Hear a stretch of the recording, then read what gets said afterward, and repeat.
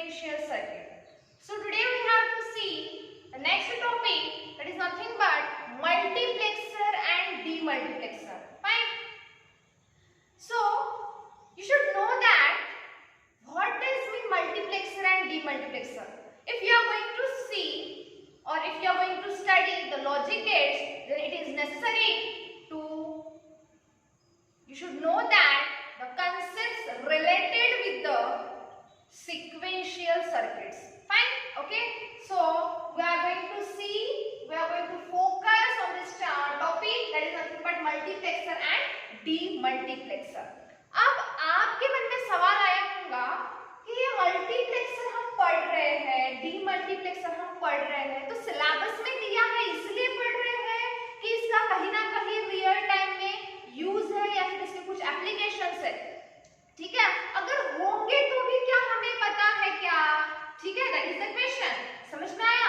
तो ये चीजें आपको पता रहनी चाहिए. हम जो भी चीज पढ़ते हैं उसका कहीं ना कहीं रियल टाइम में एप्लीकेशन है. This is 100% guarantee.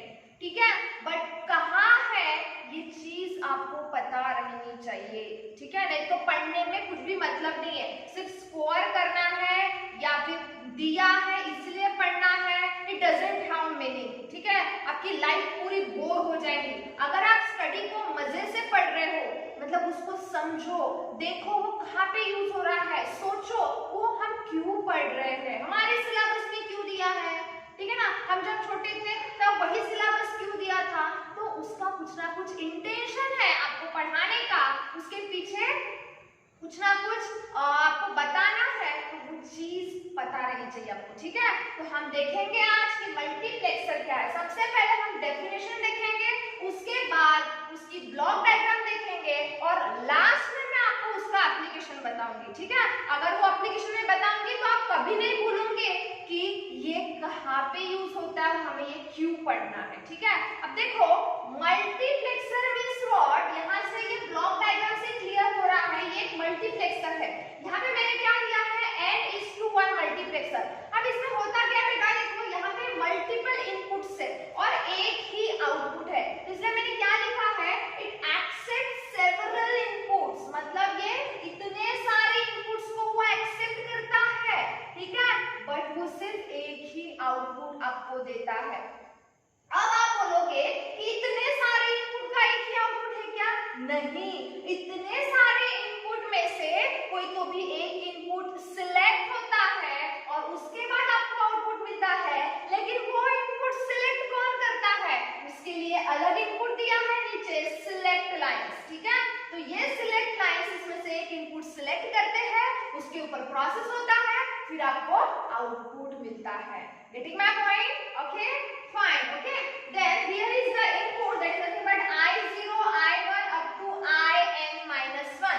ये क्या है बेटा, आपके इनपुट्स है. और ये क्या है, S0 से लेके Sm-1 तक क्या है, आपके सिलेक्ट लाइंस है और आपको आउटपुट मिलेगा सिर्फ Y, मतलब एक ही आउटपुट मिलता है. ठीक है, अब उसके अपोजिट अगर आप देखोगे तो यहाँ पे डीमल्टीप्लेक्सर दिखा है, तो यहाँ पे सिर्फ एक ही इनपुट जाता है और उसके अलग अलग आउटपुट में डिस्ट्रीब्यूट होता है. समझ में आया?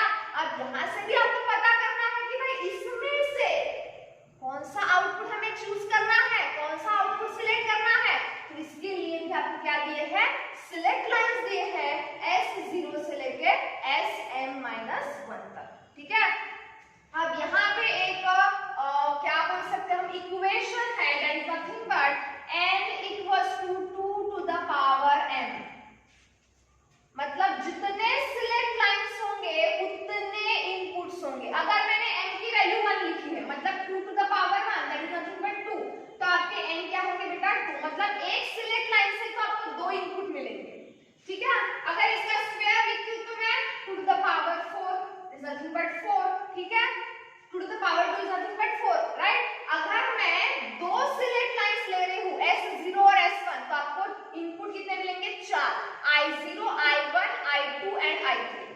अगर मैं m की वैल्यू 3 ले रही हूं, मतलब यहाँ पे मैं अगर 3 सिलेक्ट लाइंस ले रही हूं S0 S1 S2, तो इनपुट कितने रहेंगे बेटा, 2 to the power 3 is nothing but 8. तो m की वैल्यू क्या रहेगी, 8. मतलब I0 से लेके I7 आपके पास इनपुट्स रहेंगे। सिमिलरली फॉर आउटपुट, यहाँ पे क्या होगा कि जितने आपके सिलेक्ट लाइन्स रहेंगे उसके हिसाब से आपको आउटपुट मिलेंगे। ठीक है, मतलब अगर फिर से एक ही आपकी सिलेक्ट लाइन है तो आपके आउटपुट क्या होंगे? 2। अगर आपके 2 सिलेक्ट लाइन्स है तो आउटपुट क्या होंगे? 4 कॉम्बिनेशन में आएंगे। अगर आपके 3 सिलेक्ट लाइन्स है तो आपके आउटपुट क्या होंगे बेटा? 8 होंगे। समझ में आया? तो ये इक्वेशन आपको ध्यान में रखना है। ठीक है, अब सवाल उठता है कि भाई ये कहाँ पे यूज होगा, हमें क्यों पढ़ना है, राइट? तो देखो ये जो है ये स्पेसिफिकली टेलीफोन सिस्टम में यूज होता है। टेलीफोन सिस्टम में पता है मल्टीपल कॉल्स आते हैं, लेकिन वो एक ही केबल से बोल सकते हो आप या एक ही वायर से जाते हैं। समझ में आया? हम जो बोल रहे हैं वो कौन से सिग्नल से? एनालॉग सिग्नल से। और जो डेटा कंप्यूटर में फीड है, जो डिवाइस में स्टोर होता है, वो कौन सा डेटा बेटा? डिजिटल डेटा है। तो एनालॉग और डिजिटल डेटा को ट्रांसमिट करने के लिए, समझ में आया? एनालॉग और डिजिटल डेटा को ट्रांसमिट करने के लिए हम टेलीफोन सिस्टम यूज करते हैं, टेलीकम्युनिकेशन सिस्टम यूज करते हैं। तो स्पेसिफिकली टेलीफोन सिस्टम में ये मक्स डीमक्स यूज होता है। मल्टीप्लेक्सर को शॉर्ट में हम बोलते हैं मक्स और इसको शॉर्ट में बोलते हैं डीमक्स। समझ में आया? ठीक है, अभी मैं आपको एक एग्जांपल बताती हूँ डायग्रामेटिकल फॉर्मेट में, तब आपको अच्छे से समझेगा कि मल्टीप्लेक्सर करता क्या है और डीमल्टीप्लेक्सर क्या करता है। ठीक है, ओके। देखो मैं आपको फिर से बता रही हूँ, कोई भी टॉपिक आप पढ़ोगे तो उसको रियल टाइम एप्लीकेशन के साथ रिलेट करो। ठीक है, सबके पास अभी नेट है, इंटरनेट है, आपको मोबाइल, कंप्यूटर, लैपटॉप हैंडल करना आता है तो आप उसका एडवांटेज उठाओ। ठीक है, अभी लॉकडाउन है, कॉलेजेस स्कूल्स बंद है, तो कम से कम घर में पढ़ाई करो, आप बहुत सारा नॉलेज एक्वायर कर सकते हो। Okay, so let's see the real time example of your multiplexer. अब देखो यहाँ पे एक आपकी क्या बोल सकते हैं हम लोग, साउंड सिस्टम है। ठीक है, साउंड सिस्टम मतलब जहां से हम साउंड सुनते हैं। ठीक है, अब इसको मैं क्या कर सकती हूँ? देखो इसको मैं 4 में से दे सकती हूँ साउंड। ये आपका मक्स है, इसका एक ही आउटपुट है। मक्स से क्या है? एक ही आउटपुट आपको मिल रहा है, लेकिन ये मक्स को इनपुट 4 तरह से आ रहे हैं। ठीक है, एक हो सकता है आपका फॉर एग्जांपल योर लैपटॉप। समझ में आया? मतलब ये मक्स है, इसका एक क्या होगा एग्जांपल, इसको जो इनपुट आ रहा है वो लैपटॉप से आएगा। दूसरा अगर ले रहे हैं तो वो होगा शायद MP3। ठीक है ना, MP3 रिकॉर्डर है ना, तो वहां से एक इनपुट आएगा। उसके बाद नेक्स्ट है बेटा आपका से सैटेलाइट। ठीक है, ऐसा कुछ तो भी मैं ड्रॉ करती हूँ, सैटेलाइट, उससे इनपुट आएगा। और एक समझना टीवी का केबल, ठीक है ना, जो डिजिटल टीवी केबल है, वहां से एक इनपुट आएगा। ठीक है, if I have to listen something from the sound system, okay, this is only one output so that I can listen the sound, fine. But how the sound you can listen, because there is something that will get inputted to it and you can get the output. मतलब sound system में कहीं से तो भी कुछ तो भी गाना जा रहा है, आवाज जा रही है, ठीक है ना, कुछ ना कुछ जा रहा है, उसको कुछ ना कुछ इनपुट मिल रहा है, तब जाके वो आपको सुना रहा है, मतलब वो आपको आउटपुट दे रहा है। लेकिन वो कहाँ से जाएगा? ये 4 इनपुट यहाँ पे बैठे हैं, एक तो लैपटॉप से आएगा, उसके बाद MP3 से आएगा, उसके बाद सैटेलाइट से आएगा, या फिर डिजिटल केबल टीवी से। हर एक को क्या लग के है बेटा? साउंड सिस्टम लग के है। Are you getting my point? हर एक को साउंड सिस्टम लग के है जहां से आप सुन सकते हो। ठीक है ना, अगर आपका नॉर्मल आपका डेस्कटॉप कंप्यूटर है, अगर उसको साउंड नहीं है, साउंड सिस्टम नहीं है, ठीक है ना, अगर उसको स्पीकर नहीं है, तो उसके अंदर जो कुछ भी प्ले हो रहा है, चाहे वो मूवीज हो, ऑडियो हो, वीडियो हो, क्या वो आपको सुनने में आएगा? क्या नहीं, क्योंकि उसको स्पीकर कनेक्टेड नहीं है। Speaker is what? Sound system. TV को अगर स्पीकर नहीं है तो आप कुछ सुन सकते हो क्या? ठीक है ना, वो ऐसे बड़बड़ करते रहेगा, उसके अंदर का जो कैरेक्टर है। ठीक है, तो ये सारे इनपुट्स आ रहे हैं मक्स के पास। मतलब देखो मक्स क्या कर रहा है? सेवरल इनपुट्स ले रहा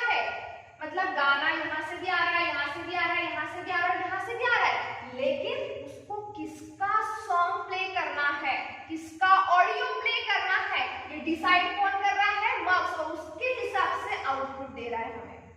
समझ में आया? Getting my point? ठीक है, मतलब it will takes the several inputs, it will accept the several input, but depending on the select lines, depending on what?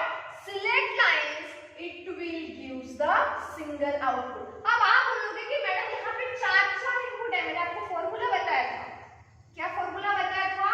कि अगर आपके पास n is equal to 2 to the power n, मतलब n की value 4 है, इसका मतलब n की value क्या होगी? 2। मतलब उसके पास कितने सिलेक्ट लाइंस है? 2 सिलेक्ट लाइंस। तो यहाँ पे इसके पास 2 सिलेक्ट लाइंस है, फॉर एग्जांपल a और b। अभी हम इसका ट्रुथ टेबल निकालेंगे, ठीक है? देखो a और b आपके सिलेक्ट लाइंस है, इसके 4 कॉम्बिनेशन लिखेंगे, 0 0 1 1 0 1 0 1, ठीक है? इसका जो आउटपुट है, अगर 0 0 है तो लैपटॉप से सॉन्ग प्ले होगा, अगर 0 1 है तो MP3 से आएगा, अगर 1 0 है तो सैटेलाइट से आएगा, और अगर 1 1 है तो डिजिटल टीवी केबल से आएगा। समझ में आया क्या? इस तरह से क्या होता है बेटा, ये आपको आपका मल्टीप्लेक्सर काम करता है in this manner. Clear with this? ठीक है, so this is the application of your multiplexer. अगर हम डीमल्टीप्लेक्सर की बात करेंगे, देखो इसका एक एग्जांपल, ये आपका समझना पीसी है, मतलब पर्सनल कंप्यूटर। अब इसका डेटा, इसके अंदर डेटा है वो कौन से फॉर्मेट में है? सॉफ्ट कॉपी के फॉर्मेट में। अगर मुझे हार्ड कॉपी चाहिए, फॉर एग्जांपल एक होता मेरा डॉक्यूमेंट यहाँ पे स्टोर है, ठीक है? अगर उसकी मुझे हार्ड कॉपी चाहिए तो मुझे क्या करना पड़ेगा? उसको प्रिंट करवाना पड़ेगा, राइट? अब प्रिंटर के भी अलग अलग डिवाइसेस है, मतलब उसके भी कुछ अलग अलग टाइप्स हैं, जैसे आप फैक्स कर सकते हो, या फिर इंकजेट प्रिंटर का यूज कर सकते हो, लेजर प्रिंटर का यूज कर सकते हो, या प्लॉटर का यूज कर सकते हो। हम ये पूरे डिवाइसेस को इसी पेपर 2 में पढ़ने वाले हैं। पेरिफेरल डिवाइसेस का आपको चैप्टर है, उसके पूरे डिटेल्स में आपको पढ़ाऊंगी, ठीक है? समझ में आया? तो अब ये अज्यूम करो ये है आपका डीमक्स, या फिर हम बोल सकते हैं डीमल्टीप्लेक्सर, ठीक है? अब यहाँ से डेटा डीमक्स के पास जाएगा, लेकिन ये किसके पास जा रहा है? देखो यहाँ पे है, समझा, मैं ऐसे ड्रॉ कर रही हूँ, this is nothing but your से इंकजेट प्रिंटर, ठीक है? ये कौन सा प्रिंटर है बेटा? Inkjet printer. उसके बाद समझना दूसरी मशीन है फैक्स मशीन, ठीक है? मतलब कुछ डॉक्यूमेंट हम फैक्स कर सकते हैं। उसके बाद दूसरा प्रिंटर हो, फॉर एग्जांपल लेजर प्रिंटर, ठीक है? Next is what? Laser printer. Then last is nothing but your से प्लॉटर, ठीक है? प्लॉटर क्या है ये मैं आपको उस चैप्टर में डिटेल में पढ़ाऊंगी, ठीक है? अब देखो यहाँ पे ये कौन सा फॉर्मूला लागू होता है? 2 to the power n equals to n, मतलब आपके पास n कितने हैं? 4, तो आपके पास सिलेक्ट लाइंस कितनी होंगी? 2, मतलब इसको भी 2 सिलेक्ट लाइंस है, कौन से? A और B। अब देखो A B and this is what? This the combination, this is what? Output, okay? मतलब यहाँ पे मैं कॉम्बिनेशन लिख रही हूँ 0 0 1 1 0 1 0 1, मतलब इसमें जो डेटा है, इसमें जो डेटा है वो किसके पास जा रहा है? डीमक्स के पास जा रहा है। अब डीमक्स डिसाइड कर रहा है कि भाई ये डेटा मुझे किसको भेजना है, ये 4 लोगों में से किसको भेजना है? क्या मुझे इंकजेट प्रिंटर के पास भेजना है, या फैक्स मशीन के पास भेजना है, या फिर लेजर प्रिंटर के पास भेजना है, या फिर प्लॉटर के पास भेजना है, ठीक है? तो ये कैसे डिसाइड होगा? Using this select lines A और B से, ठीक है? तो अब देखो 0 0 है तो मैं सिलेक्ट करूंगी कि इंकजेट प्रिंटर के पास जाएगा मेरा डेटा, ठीक है? अगर 0 1 है तो जाएगा फैक्स मशीन के पास, 1 0 है तो जाएगा लेजर प्रिंटर के पास, और अगर 1 1 है तो जाएगा प्लॉटर के पास, ठीक है? इस तरह से आप क्या कर सकते हो? इनको डिफरेंशिएट कर सकते हो, okay? So this is all about your multiplexer and demultiplexer. Fine. If you really like this video, then don't forget to hit the like button and share this video. To get the notification of new videos, please subscribe our channel of Advocate Yadavarav Dhote Mahavidyalaya. Thank you so much for watching this video.